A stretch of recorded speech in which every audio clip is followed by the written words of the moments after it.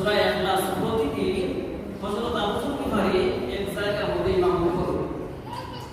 প্রতিদিন নামাজের মধ্যে আপনারা সূরা ইখলাস তেলাওয়াত করুন। বুঝছেন নি আপনারা? মন দিয়ে বুঝবা। সূরা ইখলাস মানে কোন আল্লাহ সূরা প্রতিদিন পড়ুন। সাহাবায়ে কেরাম মন দিয়ে বলে, ইয়া রাসূলুল্লাহ ইয়া হাবিবাল্লাহ, আপনারা বছর কি ধরে প্রতিদিন সূরা ইখলাস তেলাওয়াত করেন? অন্য কোন সূরা মুখস্থ নাই? যে হ্যাঁ আছে।